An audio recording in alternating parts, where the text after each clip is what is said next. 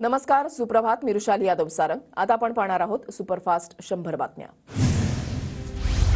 2019ला मवियामध्ये शिंदेना CM करण्यास आमची हरकत नव्हती. शिंदेंचं नाव आमच्या पुढे चर्चेमध्ये आलंच नाही. एका वृत्तपत्राला दिलेल्या मुलाखतीमध्ये शरद पवारांचं वक्तव्य. पक्षामध्ये काम करण्याची संधी मिळाली नाही ही अजित पवारांची ओरड निरर्थक. मुलगी सुप्रिया आणि पुतण्या अजित पवार यांच्यामध्ये कधीही भेद केला नाही. एका वृत्तपत्राला दिलेल्या मुलाखतीमध्ये शरद पवारांचं विधान. 2004 मध्ये राष्ट्रवादीकडे मुख्यमंत्रीपदासाठी कोणी योग्य नेता नव्हता. भुजबळांकडे सीएम पद सोपवलं असतं तर पक्षामध्ये फूट पडली असती. शरद पवारांचं वक्तव्य. 5व्या टप्प्यामधील प्रचाराच्या तोफा थंडावल्या. राज्यामधल्या 13 जागांसाठी सोमवारी मतदान. दिग्गज उमेदवारांची प्रतिष्ठा पणाला.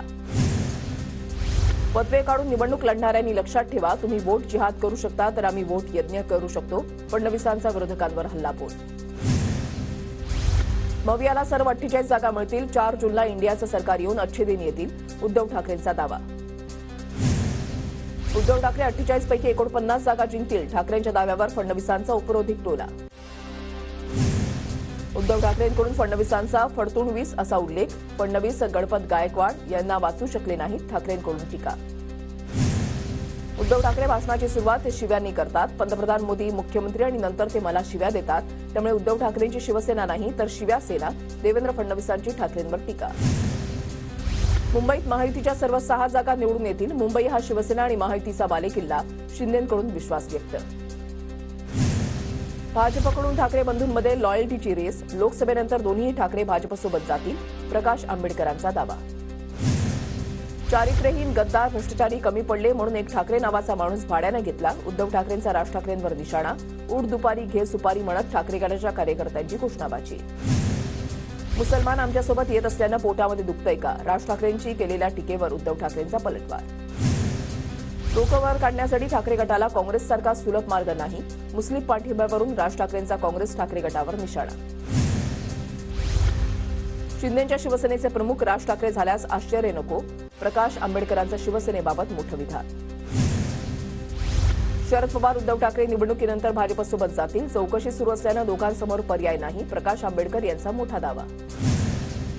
जयंत पाटलांनी राज ठाकरेंचा जुना व्हिडिओ सभेमध्ये दाखवला. व्हिडिओमध्ये राज ठाकरेंकडून मोदी शहांवर टीका. लोक किती बदलतात? जयंत पाटलांचा राज ठाकरेंना टोला.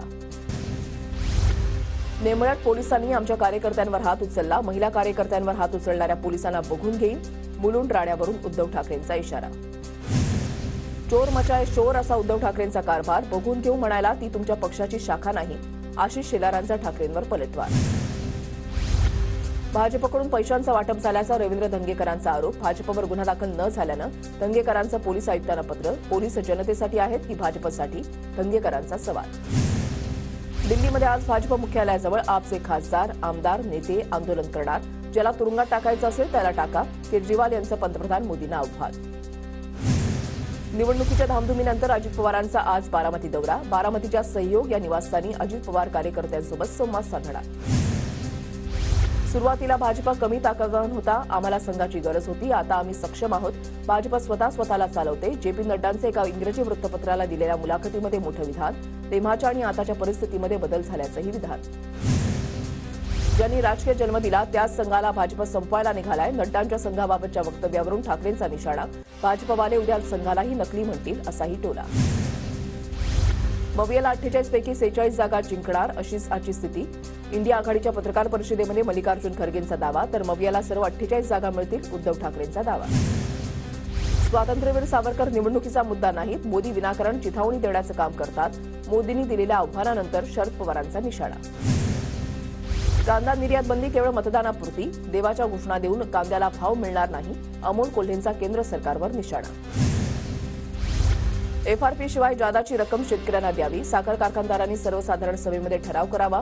निवडणूक संपताच राजू शेट्टी पुन्हा ऍक्शन मोडमध्ये. मला कॉलर उडवता येत नाही पण गमझा उडून सांगते. तुमचं माझं जे कनेक्शन आहे ते इतर कुणाचंही नाही. सभेतून पंकजा मुंडेंची उदयनराजेंच्या स्टाईलमध्ये मतदारांना साथ. धनंजय मुंडेही आता जातीयवाद करायला लागलेत. मराठ्यांविरोधात पोस्ट करायला लावतात. मराठ्यांनी शांत राहावं. फक्त 1 महिना सहन करा. मनोज जरांगेचा धनंजय मुंडेंवर निशाणा. परळीमध्ये मतदान कक्षातून मतदारांना बाहेर काढून भाजपच्या गुंडांनी हवं तसं मतदान करून घेतलं. व्हिडिओ ट्विट करत रोहित पवारांचा आरोप. निवडणूक आयोग या गुंडगिरीला चाप लावणार की बघ्याची भूमिका घेणार? रोहित पवारांचा सवाल. निकालाआधीच सुप्रिया सुळेंच्या विजयाचे बॅनर्स. शिंदेवाडी गावाजवळ निकालाआधीच सुप्रिया सुळेंसाठी बॅनरबाजी. बॅनरवर सुळेंचा खासदार उल्लेख करत अभिनंदन. लोकसभेचा निकाल लागण्यापूर्वी अमोल कोल्हेंचे खासदार म्हणून बॅनर. पिंपरी चिंचवडच्या मुशी भागामध्ये कोल्हेंचे खासदार म्हणून बॅनर झळक. सराफा बाजारामध्ये सोन्या चांदीच्या दरामध्ये वाढ. सोनं 1,500 तर चांदी 4,000 वधारली. सोनं 76,000वर.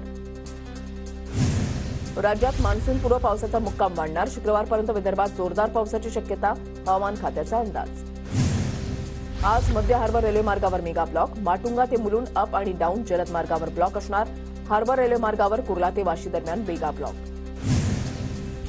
ब्लॉकमुळे रेल्वे गाड्या 15 मिनिटं उशिरानं धावणार. पश्चिम रेल्वेवर कोणताही ब्लॉक नाही. माथेरानच्या मिनी ट्रेनच्या इंजिनला वाफेच्या इंजिनचे रुपडे देण्याचा निर्णय. परळच्या रेल्वे कार्यशाळेमध्ये इंजिनचं रुपडं बनवण्याचं काम सुरू. मुंबईतील कमाल तापमान 35.7 अंश सेल्सिअसवर. आर्द्रता वाढल्यानं उकाड्यामध्ये वाढ. बोरिवलीमध्ये आज 84% आर्द्रतेची नोंद. ठाणे लोकसभा मतदारसंघामधील नवी मुंबई परिसरामध्ये 4,000पेक्षा अधिक फौजफाटा सज्ज. मतदारांना निर्भयपणे मतदान करण्याचं आवाहन. मुंबईत दिव्यांग मतदारांच्या सुविधेसाठी 1,106 स्वयंसेवकांची नियुक्ती. दिव्यांग मतदान अधिक सुलभ होणार. निवडणूक आयोगानं ज्येष्ठ नागरिक आणि दिव्यांगांसाठी सुरू केलेल्या होम वोटिंग सेवेचा दिग्गज नेत्यांनी लाभ घेतला. मनमोहन सिंग, हमीद अन्सारी, लालकृष्ण अडवाणी आणि मुरली मनोहर जोशींनी लाभ घेतला. मुंबईच्या के पूर्व विभागामधील मुख्य जलवाहिनी जोडणी आणि दुरुस्तीचं काम तांत्रिक कारणामुळे रद्द. 22 मे रोजी पाणीपुरवठा सुरळीत राहणार. करी रोड, माटुंगा आणि महालक्ष्मी रेल्वे स्थानकाच्या हद्दीमधील 3 पुलांची पुनर्बांधणी होणार. महापालिका आणि महारेलच्या अधिकाऱ्यांची प्रस्तावाला मंजुरी. नवी मुंबईमधील जुईनगर परिसरामध्ये फेरीवाल्यांचा सुळसुळाट. फुटपाथावर फेरीवाल्यांचा कब्जा. फुटपाथावरून जाणाऱ्या नागरिकांना त्रास. विठ्ठल रुक्मिणी मंदिरामध्ये 2 जूनपासून पदस्पर्श दर्शन सुरू होणार. मंदिर समितीच्या अध्यक्षांची माहिती. मंदिराच्या संवर्धन कामांमुळे पदस्पर्श दर्शन बंद होतं. पोहरादेवी गडाचे आणखी एक महंत राजकारणामध्ये सक्रिय होणार. शिवसेनेचे नेते महंत सुनील महाराजांनंतर चुलत बंधू महंत जितेंद्र महाराज राजकारणामध्ये उतरणार. पुण्याच्या भोरमधील होलावडे गावामध्ये सरपंच केसरी बैलगाडा शर्यतीचं आयोजन. 160 बैलगाडा मालकांचा सहभाग. तर मावळमधील आई एकविरा बैलजोडीनं पटकावला प्रथम क्रमांक. बुलडाणा लोणारच्या दैत्यसुदन मंदिरामध्ये किरणोत्सव पाहण्यासाठी नागरिकांची मोठी गर्दी. प्रत्येक वर्षी मे महिन्यामध्ये शून्य सावलीच्या काळामध्ये पाहायला मिळतो किरणोत्सव. जून महिन्यापासून नागपूर शहरामध्ये धावणार 144 इलेक्ट्रिक बसेस. चार्जिंग स्टेशनसाठी वाथोडा परिसरामध्ये काम सुरू. नागपूरकरांना सुखद प्रवास करायला मिळणार. नांदेड ते हडपसर विशेष रेल्वे गाड्यांच्या 12 फेऱ्या मंजूर. उन्हाळ्याच्या सुट्टीमुळे प्रवाशांची गर्दी पाहता नांदेड दक्षिण मध्य रेल्वे विभागाचा निर्णय. अमरावती महानगरपालिका कर्मचाऱ्यांचा संप स्थगित. लेखी आश्वासनानंतर पालिका कर्मचाऱ्यांनी संप मागे घेतला. वेतन थकबाकीसह विविध मागण्यांसाठी कर्मचाऱ्यांचा संप. नंदुरबारच्या खंडबारा, विसरवाडी आणि चिचपाडा परिसरामध्ये वारंवार वीज पुरवठा खंडित. अनियमित वीज पुरवठ्यामुळे नागरिक त्रस्त. बुलडाण्यामध्ये जिल्ह्यात उद्यापासून कोरडे हवामान राहण्याचा अंदाज. शेतकऱ्यांनी किडींचा प्रादुर्भाव रोखण्यासाठी उपाययोजना कराव्यात. कृषी विभागाचं आवाहन. भंडाऱ्यामध्ये 22 मे पर्यंत वादळी वाऱ्यासह अवकाळी पावसाचा अंदाज. आपत्ती व्यवस्थापन प्राधिकरणाकडून सतर्कतेचा इशारा. शेतकरी चिंतेत. परभणीमध्ये पाणीपुरवठा योजनेचा वीज पुरवठा खंडित. भर उन्हाळ्यामध्ये परभणीकरांची पाण्यासाठी भटकंती. यवतमाळच्या उमरखेड आणि पुसद तालुक्यावर पाणी टंचाईचं संकट. गोडभर पाण्यासाठी गावकऱ्यांची वणवण. तर अशुद्ध पाण्यामुळे 130 गावातील नागरिकांचं आरोग्य धोक्यात. पुण्याच्या इंदापूरमधील पळसनाथाचं हेमाळपंथी मंदिर पाण्याबाहेर. दुष्काळामुळे उजनी धरणातील पाण्याच्या पातळीमध्ये घट.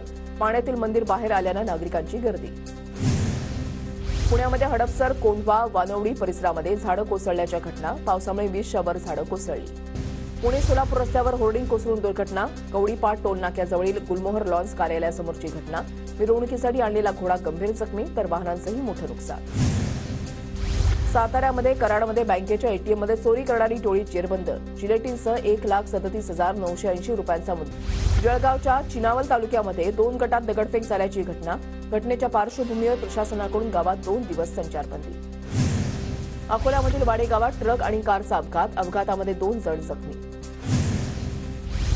दौंड तालुक्यामधल्या 59 अनधिकृत होर्डिंगवर कारवाईचा बडगा. दौंड पंचायत समितीकडून कारवाईची नोटीस. उल्हासनगरमधील होर्डिंगचं स्ट्रक्चरल ऑडिट होणार, अनधिकृत होर्डिंगवर दंडात्मक कारवाईचा आयुक्तांचा इशारा. पिंपरी चिंचवडच्या नेहरू नगरमध्ये प्राणी सुश्रुषा केंद्रामध्ये पालिकेच्या वतीनं अनेक सोयी सुविधा, मोठ्या प्राण्यांच्या दहन यंत्राचीही सोय. वाशिमच्या कारंजामध्ये लघुबग्गी मीठ तलावामध्ये मृतावस्थेत मासे आढळल्याची घटना, दुर्गंधीमुळे नागरिकांचं आरोग्य धोक्यात येण्याची शक्यता. नंदुरबारमध्ये कूलर आणि पंख्याच्या मागणीमध्ये वाढ, मागणी वाढल्यानं दरातही वाढ, नागरिकांना उकाड्यापासून बचावासाठी पंखा आणि कूलरचा आसरा. रत्नागिरीमधल्या खेडला अवकाळी पावसाचा तडाखा, 25 एकरपेक्षा अधिक क्षेत्रामधील केळी आणि पपईच्या बागा जमीनदोस्त. परभणीमध्ये वादळी वाऱ्याचा पिकांना फटका, पावसामुळे भाजीपाल्याच्या दरामध्ये मोठी वाढ, 25 ते 30 रुपये किलोनं विकणाऱ्या भाज्यांची 70 रुपये किलोनं विक्री. लातूरमधील सोयाबीन उत्पादक शेतकरी अडचणीत, सोयाबीनच्या दरामध्ये वाढ होत नसल्यानं शेतकरी हताश. नंदुरबारमध्ये लसूण 200 रुपये किलो, कमी पावसामुळे लसणाच्या आवकमध्ये घट, तर आणखी दर वाढण्याचीही शक्यता.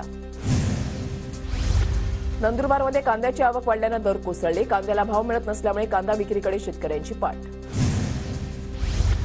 जळगाव जिल्ह्याची तहान भागवणाऱ्या गिरणा धरणामध्ये 21% पाणीसाठा शिल्लक, जिल्ह्यातील 188 गावं गिरणा धरणावर अवलंबून. यवतमाळच्या उमरखेड पुसद तालुक्यामधील ग्रामीण भागामध्ये पाणी टंचाईच्या झळा, पिण्याच्या पाण्यासाठी नागरिकांची 3 ते 4 किलोमीटरपर्यंत पायपीट. वाशिममध्ये खरीप हंगामासाठी पीक कर्ज वाटपाला प्रारंभ, 1 हेक्टर क्षेत्रावर हळदीसाठी 1,26,000 तर सोयाबीनसाठी हेक्टरी 59,400 रुपयांपर्यंत कर्ज मिळणार. वाशिममध्ये यंदा खरीप हंगामासाठी 4,05,180 हेक्टरवर पेरणीचं नियोजन, सर्व पिकांच्या पेरणीसाठी लागणाऱ्या बियाण्यांची मागणी नोंदवली. जळगावात कांद्याचे दर 100 ते 150 रुपयांनी घसरले, निर्यातबंदी उठवल्यानंतरही दरातील घसरण थांबेना, कांदा उत्पादक चिंतेत.